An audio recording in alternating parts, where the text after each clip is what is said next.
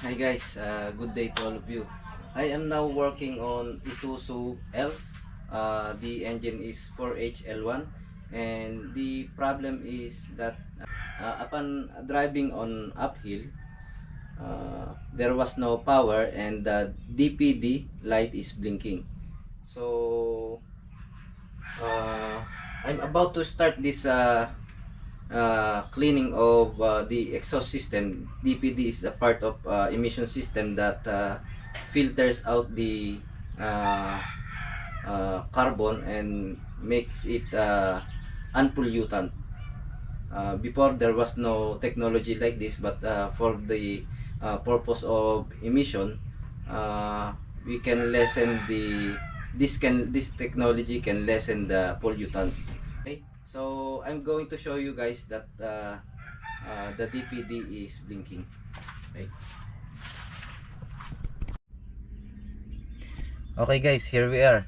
We're going to start now the engine.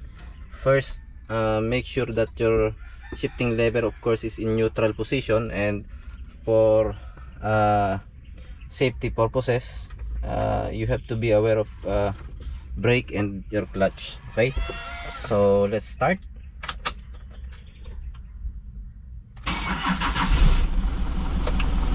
Okay, so let's read the engine. Yes, and it is now blinking. So the DPD is now blinking. So the meaning of DPD guys is diesel particulate diffuser. Okay, so that is part of emission system for diesel engine only. Okay. Okay guys, this is it. Let's do the job. But before that, I am now about to clean the exhaust system, the filter. This is the filter of the exhaust system. But before that, be careful of, because as you can see, and that was expected, that there was so many sand, dust and everything, so you have to be very careful. So it's better to apply pressurized air. Okay.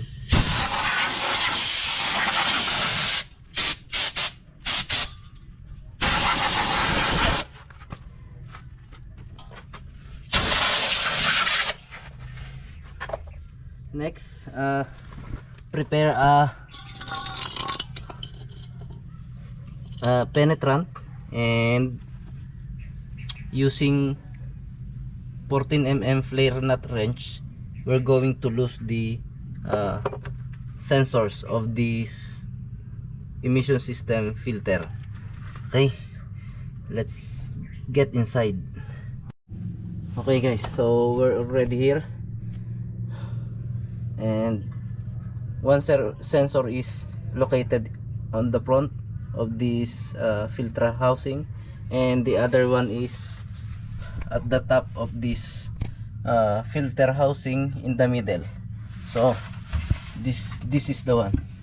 Yes, and I already applied penetrant to the thread. I already cleaned that also, and I am now going to loose this sensor using this flare nut wrench. Okay, so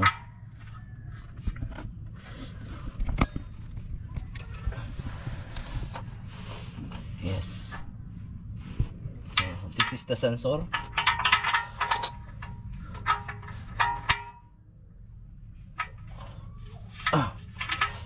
Okay, so let's see what is the sensor's appearance. So it's very, yeah, it's very dirty, fully carbonated. Okay, for sure the other one is just the same. So Of course, you have to check also the wirings if the connector is properly fixed and the lines are just fine. Okay, so they are just fine. So we will now proceed to the removal of this exhaust system filter. Okay,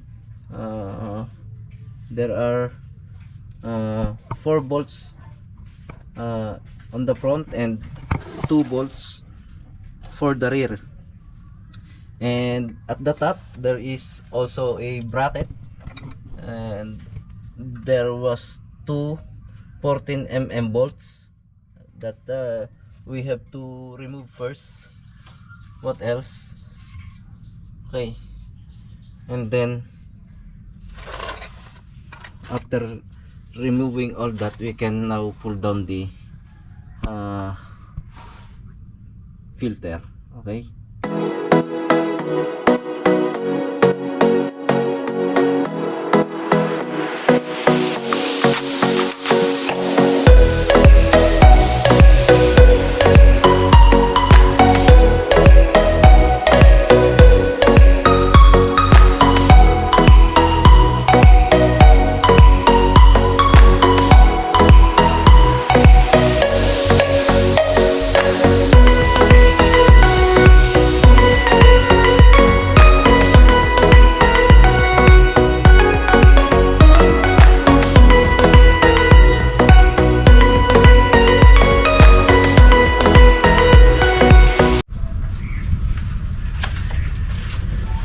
okay guys, right now I'm going to show you how dirty is the filter of the exhaust system of that particular vehicle. That is the Isuzu ELF 4HL1-1. Okay. So this is his exhaust system. It's like a catalytic converter. Okay, so this is the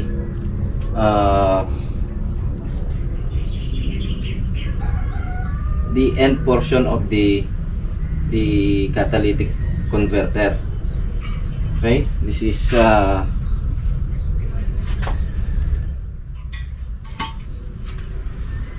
the catalytic converter at the rear. But look at this guys, how dirty it is. Okay, it's very dirty and fully carbonated. It's clogged. Okay, it's totally clogged. But right here, it looks like clean. Huh? But here, it's totally clogged. Okay, so I'm going to clean all this, and including the exhaust pipe and the exhaust manifold as well. Okay,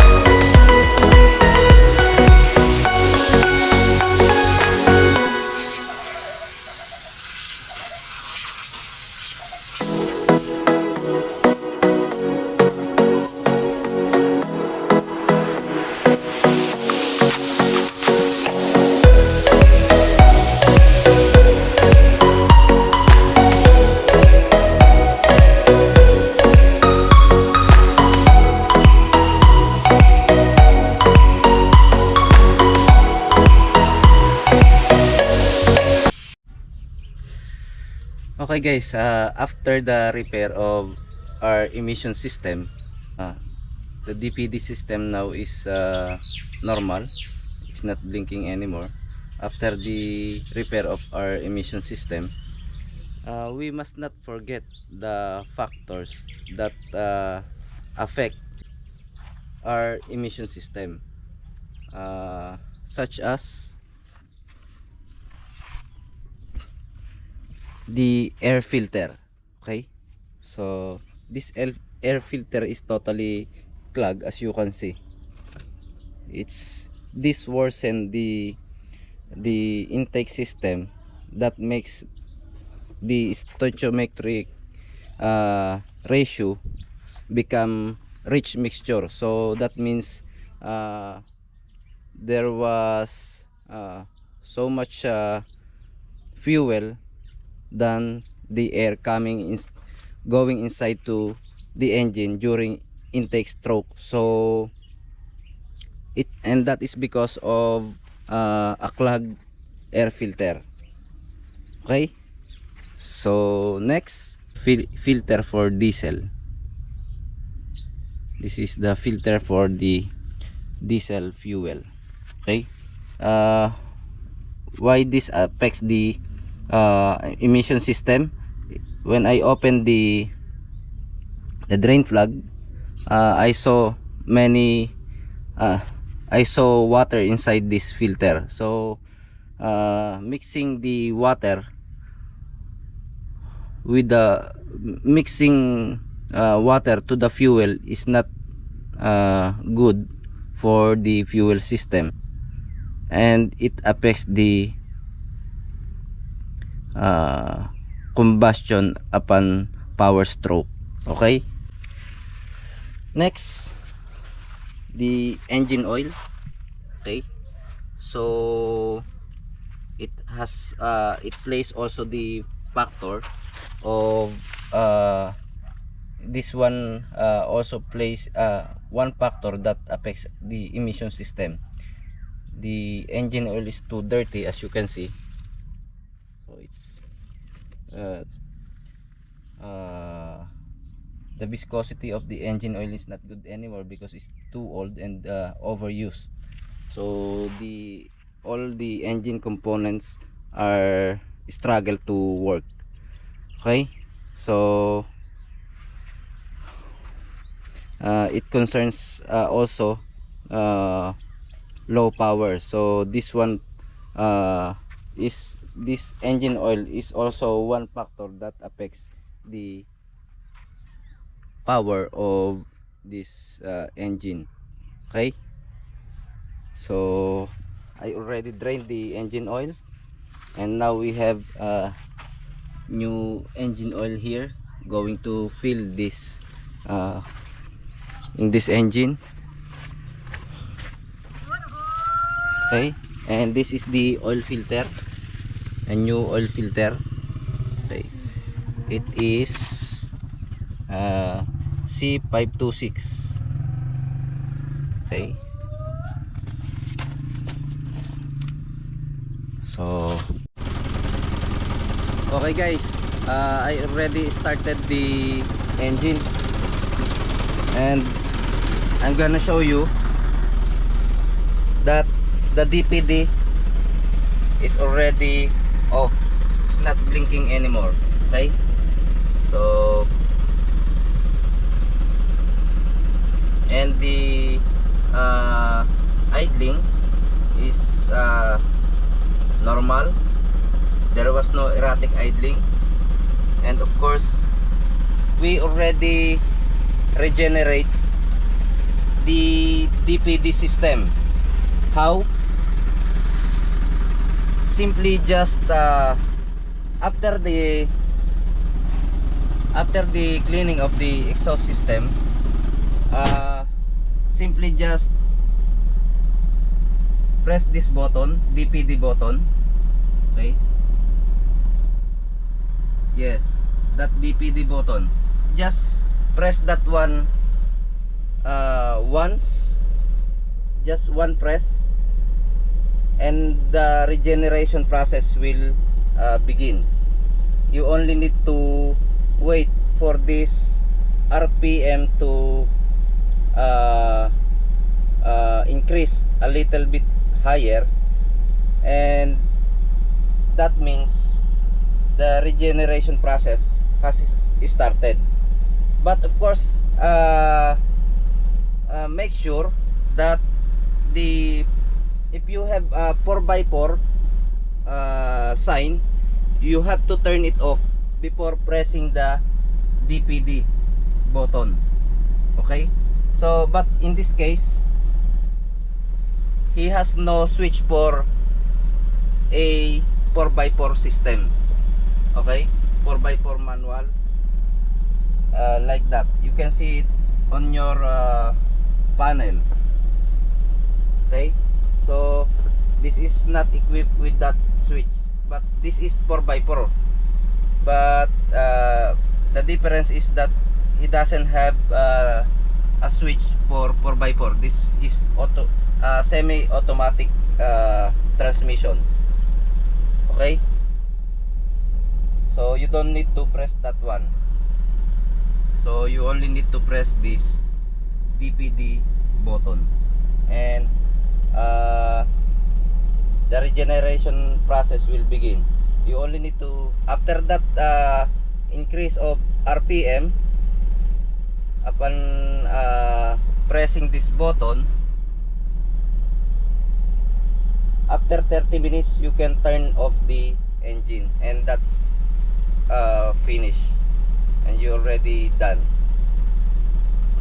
Okay, so as you can see guys, the fuel level is now a little bit low because I also removed the water from the filter and from the fuel tank as well. Okay, so this truck is now ready to go. Thank you guys for watching.